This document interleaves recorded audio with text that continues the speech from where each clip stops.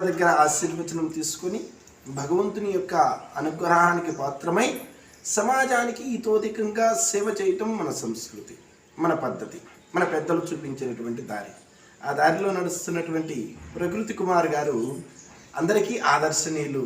అలాగనే వారి ఆయురారోగ్య ఐశ్వర్యాదులతో మంచి స్థితిలో ఉండాలి అని చెప్పి, సమాజానికి ఉపయోగపడాలి అని, 10 మందికి చేయూతగా జీవించాలి అని చెప్పి ఆశిస్తూ ఆశీర్వదిస్తూ గురుదేవుల ఆశీస్సులు, గోవిందమాంబ వీరబ్రహ్మేంద్రుల ఆశీస్సులు వారికి పుష్కలంగా ఉండాలని తెలియజేస్తున్నాం. ఓం కృష్ణ. పూజ్య శ్రీ శ్రీ శ్రీ విరజానంద స్వామి వారిని ఇచ్చేసి అనుగ్రహ భాషణం చేయాలని కోరుతూ, వారి తరువాత మనందరం ఎదురు చూస్తున్నటువంటి మన పూజ్య ప్రదండి శ్రీమన్నారాయణ చిన్నజీయర్ స్వామీజీ కూడా వారి అనుగ్రహ భాషణాన్ని మనకు అందిస్తారు. విరజానంద స్వామీజీ మాట్లాడిన తర్వాత. ఓం శ్రీ గురుభ్యో నమః. వందే గురు పరంపరా. పరిపూర్ణాత్మ బంధువులారా, దేవాలయం అంటే మనకు కేవలం శ్రద్ధా కేంద్రం మాత్రమే కాదు, ఇది సమాజ నిర్మాణ కేంద్రం. అనాదిగా ఆగమార్థంతు దేవానాం అంటూ ఆకలితో ఉన్న వారిని పిలిచి అన్నం పెట్టినటువంటి అన్న క్షేత్రాలు దేవాలయాలు. దారిన పోతూ నీడ కోసం చూసినటువంటి వారికి సేద తీర్చి సకలము సమకూర్చినటువంటి ధర్మశాలలు మన ఆలయాలు. అనారోగ్యంతో వచ్చినటువంటి వారికి కల్వం పెట్టి వైద్యం చేసినటువంటి ఆరోగ్య కేంద్రాలు మన ఆలయాలు. మానసిక వైకల్యంతో వచ్చినటువంటి వారికి జప ధ్యానాల ద్వారా, ఆసన ప్రాణాయామాదుల ద్వారా, సత్సంగాల ద్వారా సరైనటువంటి మానసిక స్థితికి తీసుకువచ్చినటువంటి మనోవైజ్ఞానిక కేంద్రాలు మన దేవాలయాలు.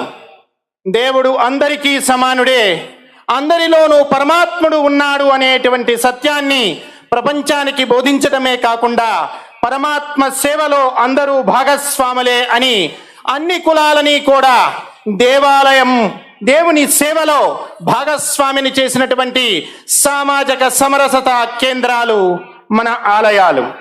దౌర్భాగ్యం కుక్కని పిచ్చిది అని ప్రచారం చేస్తే దారిన పోయే ప్రతివాడు రాయి పట్టుకొని వెంటపడినట్లుగా మన మీద అనేకమైనటువంటి అసత్య ప్రచారాలతో ఈరోజు మత మార్పిడులు జరుగుతున్నాయి. మత మార్పిడులకు మనకు ప్రధానమైనటువంటి 4 కారణాలు కనపడుతూ ఉన్నాయి. దారిద్ర్యము, అనారోగ్యము, అజ్ఞానము, అసమానతలు అని చెప్పి ఎవరైనా చెబితే వాళ్ళని నమ్మిస్తున్నటువంటి వారికి శబరిని వెతుకుతూ శబరి ఆతిథ్యాన్ని స్వీకరించినటువంటి మన రామచంద్రుణ్ణి గుర్తు చేయవలసినటువంటి అవసరం ఉంది. అలాగనే విదురుని ఇంటికి విందుకు వెళ్ళినటువంటి కృష్ణ పరమాత్మను స్మరింప చేయవలసినటువంటి అవసరం ఉంది.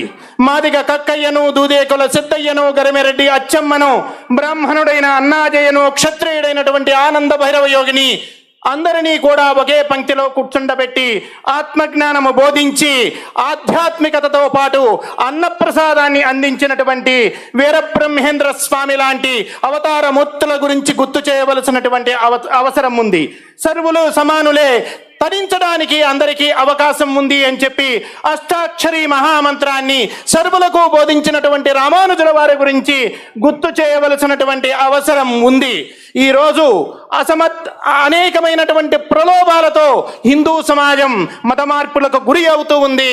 ఎక్కడైతే ఉపేక్షిత బస్తీలు ఉన్నాయో సమరసత ద్వారా అనేకమైనటువంటి దేవాలయాల నిర్మాణం జరిగింది. ఆ కేంద్రాలలో బాల వికాస తరగతులు జరుగుతూ ఉన్నాయి. అలాగనే ఆ ప్రాంతాలలో ఉన్నటువంటి వారికి వేదము నేర్పించి అక్కడ పూజారి వ్యవస్థను సిద్ధం చేసినటువంటి చరిత్ర మన సమరసతకు ఉంది. విశ్వ హిందూ పరిషత్తు, సమరసత, సంఘ అనుబంధ సంస్థలన్నీ కూడా ఈ మత మార్పిడులకు విషయంలో అడ్డుకట్ట వేయడానికి అనేకమైనటువంటి ఆలోచనలు చేస్తున్నాయి. అనాదిగా దేవాలయ కేంద్రం ఏ కర్తవ్యాన్ని అయితే పోషించిందో, ఏ విధి విధానాలతో నడిచిందో ఈ పాలకులంతా కూడా ఆలోచన చేసి మన దేవాలయాలకు మనకి అందిస్తే, మనకు తిరిగి ఇవ్వగలిగితే పూర్వ వైభవాన్ని దేవాలయాలకు సంతరింపచేయగలుగుతాం. దేవాలయ కేంద్రం నుండి విద్యను అందించగలుగుతాం. విద్య కొరకు రండి, సేవ కొరకే పొమ్ము అనేటువంటి భారతీయ సంస్కారాన్ని తర్వాత తరాలకి అందిస్తాం. నాన్న, ఈ 5 ఎకరాల పొలం మీ తాత సంపాదించిందిరా, ఆ ప్రక్కన ఉన్న 2 ఎకరాల పొలం మీ ముత్తాత సంపాదించిందిరా, ఈ 5 ఎకరాల భవనం నేను కట్టిందిరా అని మన పిల్లలకు చూపిస్తున్న మనం, ఒరే ఇది మీ తాత ముత్తాతల నుండి అనేకమైనటువంటి త్యాగాలకు సిద్ధపడి శరీర త్యాగము చేసి కూడా గొంతు మీద కత్తి పెట్టినా కూడా మతం మారకుండా పాకీ తొట్లైనా కడుగుతాము, కానీ పరాయి పాలనకు పరాయి మతాలకు మేము బానిసలం కాము అని నినదించి ఆత్మత్యాగం చేసినటువంటి మన పూర్వుల దారిలో మనం నడవాలని, ఆ శక్తిని యుక్తిని సర్వేశ్వరుడు మనకి అనుగ్రహించాలి అని ఈ హైందవ శంఖారావం ముందు, హైందవ శంఖారావం తరువాత అనేటువంటి ఆలోచన హిందూ సమాజంలో కలగాలి అని చెప్పి, ఈ సమాజాన్ని చూసిన తర్వాత అయినా పాలకులంతా కూడా పరమాత్మ కింద సేవకులు అనేటువంటి సత్యాన్ని గుర్తించాలి అని, అలాగనే కృష్ణదేవరాయలు 20 సంవత్సరాలు మాత్రమే పరిపాలన చేశాడు. కృష్ణదేవరాయల పరిపాలనని స్వర్ణయుగంగా ప్రపంచ చరిత్రకారులంతా కూడా కీర్తించారు. దేవాలయాలు జీర్ణోద్ధరణ చేయించాడు, దేవాలయాలకు అవసరమైనటువంటి మణిమాన్యాలను సిద్ధం చేశాడు.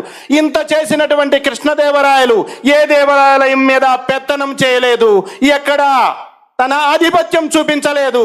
తేరు నడిచే దారిలో, వసంత పంచమిలో, వసంత నవరాత్రులలో పొరక పట్టుకొని ఆ దేవుని రథం ముందు ఊర్చినటువంటి కృష్ణదేవరాయలు మన పాలకులందరికీ ఆదర్శం కావాలని, మన పాలకులకు ప్రజలకు అందరికీ సద్బుద్ధి కలగాలని, మనమంతా కూడా భరతమాత సేవలో ముందుకు సాగాలి అని, భారతదేశం భారతీయ సనాతన ధర్మం ఒక్కటి నిలబడి ఉంటే ప్రపంచమంతా సుఖశాంతులతో నిలబడుతుంది అనేటువంటి సత్యం ప్రపంచమంతా గుర్తించింది.